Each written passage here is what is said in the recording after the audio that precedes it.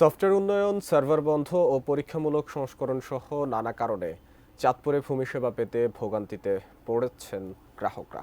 কমেছে রাজস্ব আদায়। আরও জানতে চাঁদপুর সদর ভূমি অফিস থেকে যুক্ত হবেন প্রতিনিধি বিল্লাল।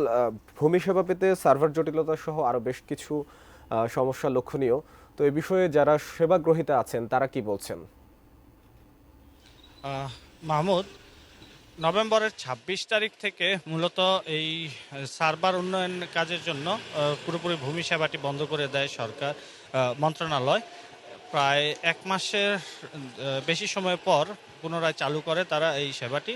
তারপর থেকে মূলত সার্ভারের জটিলতা দেখা দেয় গ্রাহকদের মাঝে। গ্রাহক যখন কোনো জমির রিসিট কাটতে যান, কর কর দিতে যান, তখন তারা নির্ধারিত সময়ের মধ্যে করটি দিতে পারছেন না, বা কর দিতে পারলেও তারা যেই রিসিট পাওয়ার কথা অনলাইন থেকে, সেই রিসিটটি তারা নিতে পারছেন না, যার কারণে তারা দলিলের যে রেজিস্ট্রেশন, সেই রেজিস্ট্রেশন কাজটি কিন্তু ব্যাহত হচ্ছে।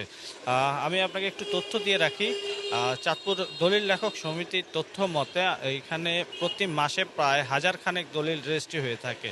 এই সার্ভার জটিলতার কারণে বর্তমানে এই পর্যন্ত ৪০০ থেকে ৪৫০ দলিল রেজিস্ট্রি হয়েছে চলতি মাসে।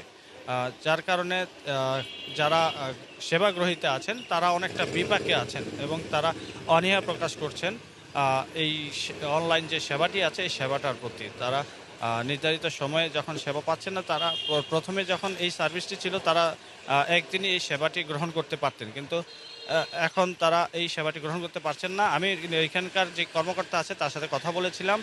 তিনিও আমাকে জানিয়েছেন এই সার্ভার উন্নয়নের কাজ শেষে এখন নির্ধারিত যেই ডকুমেন্টস সহ গ্রাহক সেবাটি পাওয়ার জন্য সাবমিট করে, সেই ডকুমেন্টসগুলো অফিস কর্তৃপক্ষ যারা আছেন তারা ডাউনলোড করতে পারছেন না, যার কারণে তাদের যেই জরিপ বা তাদের যেই নির্ধারিত অনুমোদন দেওয়ার কথা সেটি তারা দিতে পারছেন না।